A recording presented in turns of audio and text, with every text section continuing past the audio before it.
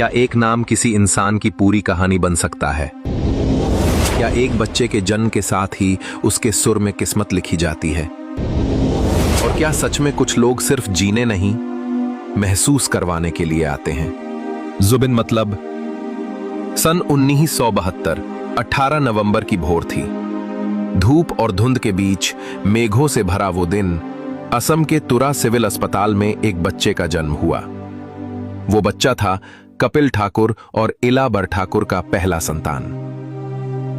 पिता कपिल ठाकुर को गाने, कविताओं और साहित्य से गहरा प्रेम था, इसलिए उन्होंने अपने बेटे का नाम अपने प्रिय संगीतकार जुबिन मेहता के नाम पर रखने का निश्चय किया।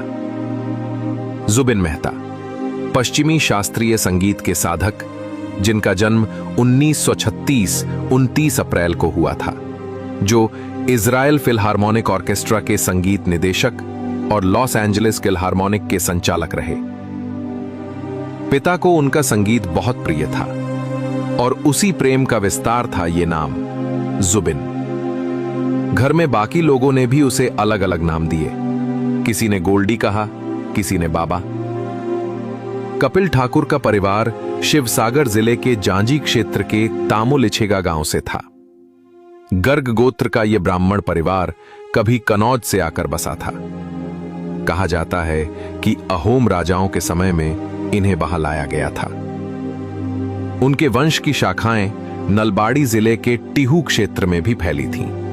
कपिल ठाकुर के पिता ने जीविका के लिए कई चाय बागानों में नौकरी की थी।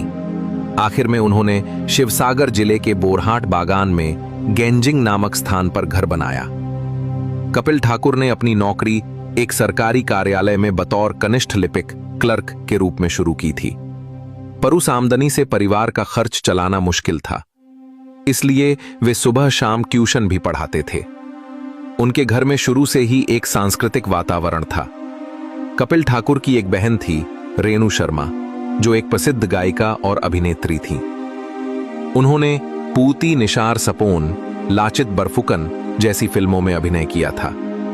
वो प्रसिद्ध संगीतकार उत्पल शर्मा की माता थीं। कपिल ठाकुर ने रोजगार के लिए जोरहाट की नौकरी छोड़ी और गारो पहाड़ियों के तुरा में एक बेहतर नौकरी स्वीकार की। वहां उन्होंने मात्र 40 रुपए किराए का एक कमरा लिया, जरूरी सामान खरीदा और इला नामक शिक्षिका से विवाह किया, जो बाद में इला बरठाकुर के नाम से जानी गई। शादी के समय कपिल ठाकुर केवल 24 वर्ष के थे। इला बरठाकुर जोरहाट के पुलीबर भाटेमोरा गांव की रहने